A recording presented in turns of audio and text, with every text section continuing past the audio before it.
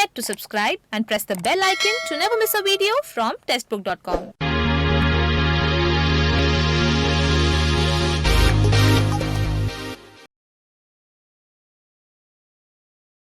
Hello everyone, नमस्कार। स्वागत है आप सबका टेस्टबुक.com के प्लेटफॉर्म पर। मेरा नाम आरजू कक्कड़ है।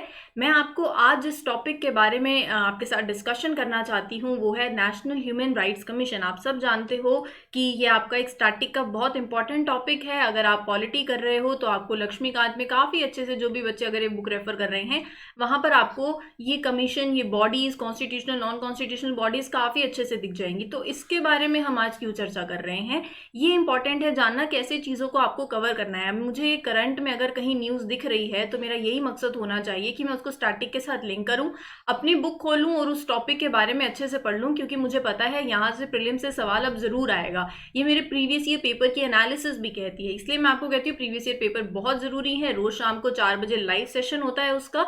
हम पहले 10 साल के पेपर भी कवर कर चुके हैं। अब हमारा हिस्ट्री का सेगमेंट चल रहा है, आप जरूर देख सकते हो, पार्टिसिपेट भी कर सकते हो।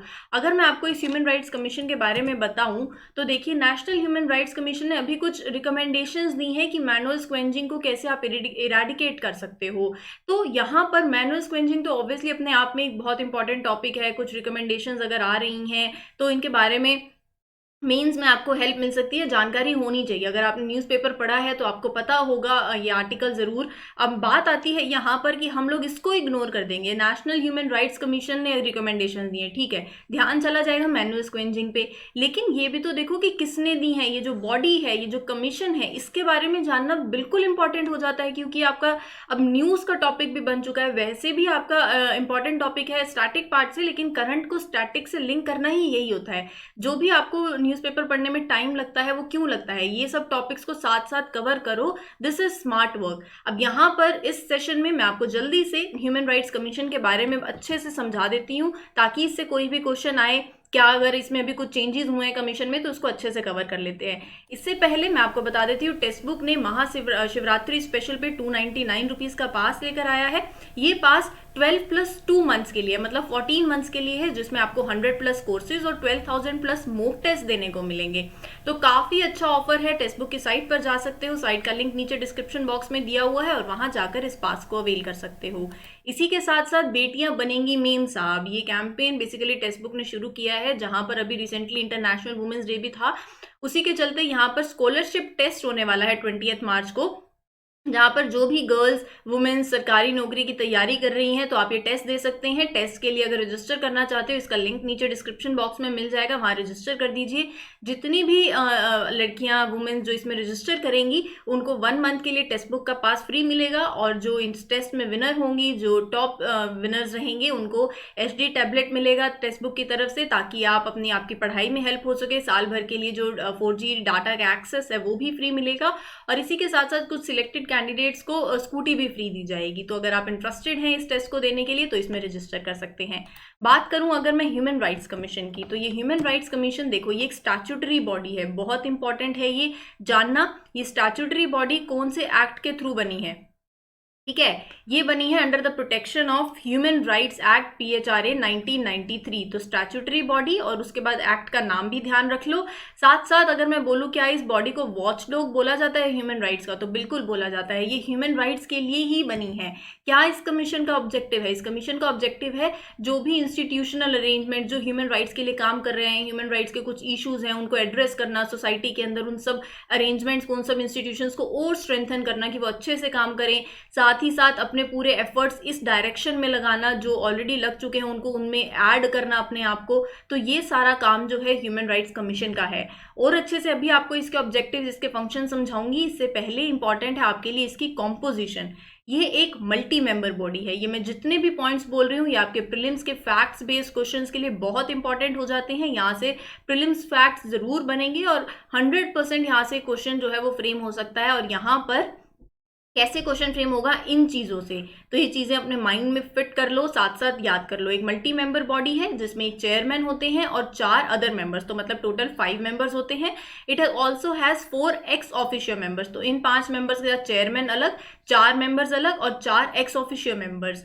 चेयरमैन कौन होंगे, बहुत इंपॉर्टेंट है। चेयरमैन वो पर्सन होंगे जो चीफ जस्टिस ऑफ इंडिया रह चुके हैं, हु हैज बीन, और अ जज ऑफ सुप्रीम कोर्ट। मतलब दोनों चीजें, या तो वो चीफ जस्टिस हो इंडिया के रह चुके हों या फिर वो सुप्रीम कोर्ट के जज, तो यहाँ पर वो चेयरमैन बन सकते हैं।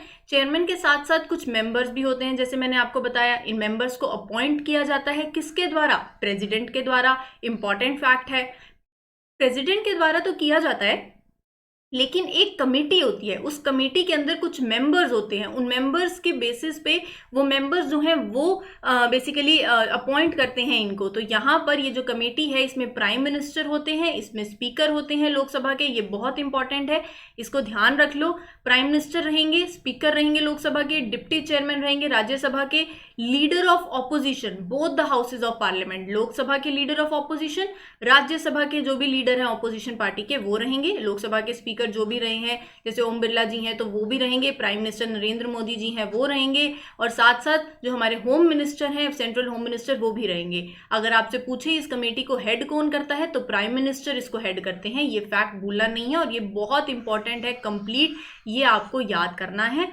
क्योंकि यहाँ से सवाल बहुत आसानी से बन सकता है। इसके बाद अगर मैं बताऊं इसके कमेटी की फंक्शंस, ये क्या काम करती है, ये basically national Human Rights commission, obviously human rights की तरफ ही इसका ज़्यादा रोल है। क्या रोल है ह्यूमन राइट्स कमीशन का, देखो जहां भी कहीं पे भी ह्यूमन राइट्स वायलेट हो रहे हैं तो उनको इन्वेस्टिगेट करना, जो भी लीगल प्रोसीडिंग्स चल रही हैं रिलेटेड टू ह्यूमन राइट्स, ये कमीशन उसमें इंटरवीन कर सकती है। ये कमीशन रिकमेंड कर सकती है कि इन विक्टिम्स को, उनकी फैमिलीज को रिलीफ प्रोवाइड करना चाहिए। ये कमीशन इंटरनेशनल ट्रीटीज को स्टडी करती है जो भी ह्यूमन राइट्स रिलेटेड होते हैं, और उनको कैसे आप इम्प्लीमेंट कर सकते हो, तो वो सब रिकमेंड करती है। ये कमीशन रिसर्च और करती है in the field of human rights, और उसको प्रमोट भी करती है। ये कमीशन ह्यूमन राइट्स एजुकेशन को स्प्रेड करने की बात करती है, लोगों के अंदर, अलग अलग तबके के जो लोग हैं, डिफरेंट सेक्शंस के जो भी लोग हैं हमारी सोसाइटी में, उन सबको अवेयर कराना आपके ह्यूमन राइट्स के बारे में, उनको स्प्रेड करना इस कमीशन का काम है। बात करूं अगर मैं रिमूवल की, तो यहाँ पर ये भी फैक्ट्स हैं, ये फैक्ट्स बहुत इंपॉर्टेंट हैं यूपीएससी के इंपॉर्टेंट पॉइंट ऑफ व्यू से। इन मेंबर्स की रिमूवल कैसे होती है, यहाँ पर रहते हैं एक chairman and the members hold the office. जो भी चेयरमैन और मेंबर हैं वो बेसिकली उनका टर्म 3 ईयर्स या फिर until they attain the age of 70 years, तो जो भी हो वो उनमें से रहता है। इनके टेन्योर के बाद क्या आगे इनको जो भी चेयरमैन और मेंबर्स हैं वो एलिजिबल हैं किसी और अगर जगह काम करना चाहे फर्दर एम्प्लॉयमेंट के लिए, तो चेयरमैन और मेंबर्स एलिजिबल नहीं है, ना ही अंडर सेंट्रल गवर्नमेंट ना ही अंडर स्टेट गवर्नमेंट। इनको रिमूव कैसे किया जाता है, जो चेयरपर्सन और जो मेंबर्स हैं they can be removed by the president. President इनको रिमूव कर सकते हैं even before their expiry of the full term. इनको रिमूव किया जाएगा only on the basis of उनका अगर कोई प्रूव्ड मिसबिहेवियर रहा है या फिर कहीं इनकैपेसिटी रही है, या इन दोनों बेसिस के, इन क्राइटेरिया के बेसिस पे, if it is proved by an inquiry that is conducted by the जज ऑफ सुप्रीम कोर्ट। तो ये जितने भी पॉइंट्स मैंने आपको बताए हैं ना, इनकी एज से रिलेटेड, इनके टर्म ऑफ ऑफिस से रिलेटेड, इनकी क्या ये एलिजिबल है आगे एम्प्लॉयमेंट के लिए, इनको रिमूव कौन करता है, प्रेसिडेंट कर सकते हैं, तो क्या इनकी एक्सपायरी जो इनके फुल टर्म की जो टर्म जो सर्व कर रहे हैं अगर उससे पहले करना हो तो कर सकते हैं। रिमूव करने के लिए क्या क्या आपके पास वो रहना चाहिए चार्जेस, तो वो मिसबिहेवियर और इनकैपेसिटी, इनके बेसिस पे इन्हें रिमूव किया जा सकता है। ये सारे फैक्ट्स इंपॉर्टेंट हैं। और उसके बाद इस कमीशन का रोल, इस कमीशन का रोल जानने से पहले मैं आपको अगर एक अनाउंसमेंट करूं तो देखो, करंट अफेयर्स जैसे हम कवर करते हैं तो इसी करंट अफेयर्स की कोचिंग आप ले सकते हो, लाइव कोचिंग आपको मिलेगी।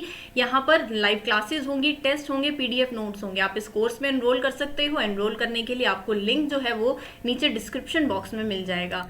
और इसी के साथ साथ यूपीएससी आईएएस फाउंडेशन कोर्स, मतलब यहाँ पर क्या फाउंडेशन मतलब होता है ना, नींव, अपनी नींव स्ट्रॉन्ग करना। जब तक दीवार खड़ी कर रहे हो, मकान बना रहे हो, नींव तो स्ट्रॉन्ग होनी चाहिए। नींव आपकी यूपीएससी के अंदर एनसीईआरटीज हैं।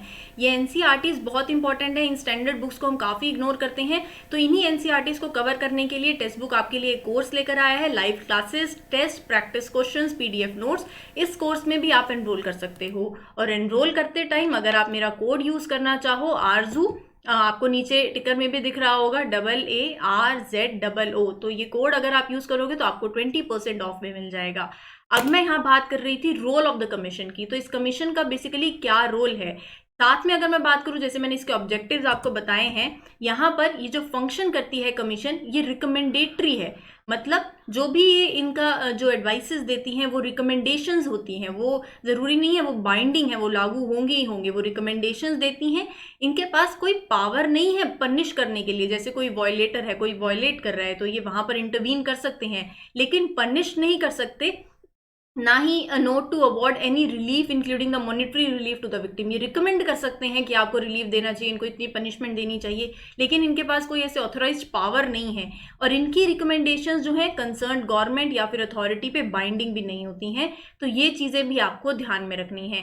इसी के साथ साथ जाते जाते मैं आपसे एक सवाल पूछने जा रही हूँ। यहाँ पर नेशनल ह्यूमन राइट्स कमीशन से एक सवाल है, आपको इसका राइट आंसर बताना है। इसका राइट आंसर मैं आपको नेक्स्ट वीडियो के अंदर ज़रूर बताऊंगी। पहले आप अपने आंसर्स कमेंट सेक्शन में मेंशन कर सकते हो। With reference to National Human Rights Commission of India, consider the following statements. It is a constitutional body of India. The members of the commission are not eligible for the further employment under the central or state government. The recommendations of the commission are binding on the concerned government. आपसे सवाल पूछा गया है कि इनमें से कौन सी statement जो है वो करेक्ट है। आपके जो भी आंसर्स हैं वो कमेंट सेक्शन में बता सकते हो।